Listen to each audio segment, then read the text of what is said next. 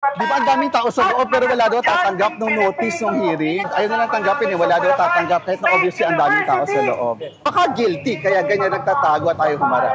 Mainit na tinutukan ng Akbayan Party List ang St. Gerard Construction Incorporated sa isang rally sa F. Manalo Street, Barangay Bambang, Pasig City ngayong August 29. Pinangunahan mismo ni Akbayan Party List Representative Percy Sendanya ang kilos protesta laban sa kumpanyang nasasangkot sa multibilyong pisong flood control projects. Yung una siguro tanggapin nila yung notice na imbitasyon doon sa ating pagdinig. Tapos pangalawa, for them to appear. Pumunta sila, harapin nila, face the music, harapin ang taong bayan at doon sila magpaliwanag. Nag-try na mag-serve yung ating mga staff na House of Representatives pero ang sinasabi sa loob, wala daw tatanggap. Pero pag tumingin kayo ngayon, ang daming tao sa kabila ng gate. So paano walang tatanggap?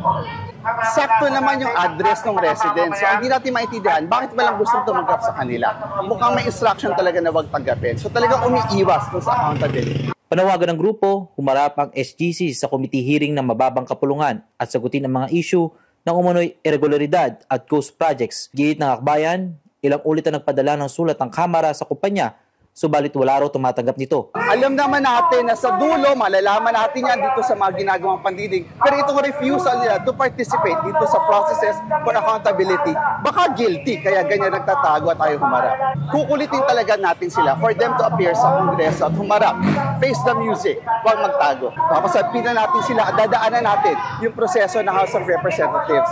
So hanggat hindi sila humaharap sa taong bayan, talaga mananatili yung matinding suspicion at yung paniniwala ng marami na talagang inabuso nila ang kaban ng bayan. Kinakailangan kasi na ipakita natin sa taong bayan na hindi lamang online kundi kahit offline. Maramdaman nitong mga kontratista, mga tiwaling opisyal ang galit ng taong bayan. Kasi tingin ko ito yung mahalagang simula para buksan itong mga usapin pagdating sa katiwalian kung saan meron talaga totoo mapapanagot.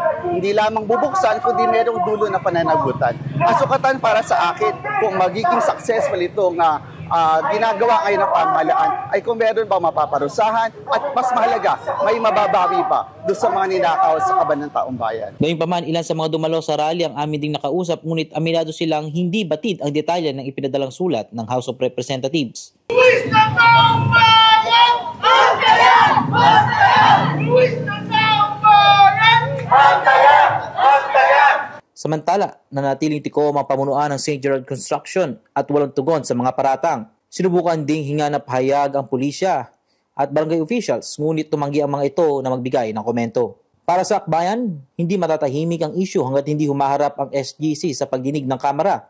Sa ngayon, nakabinbin ang tanong, sasagutin ba ng kumpanya ang mga akusasyon o mananatili itong tahimik sa gitna ng kontrobersiya? Ako si Monching para sa latest ng iNews Pasig, Balita Buhay, Pasigueño.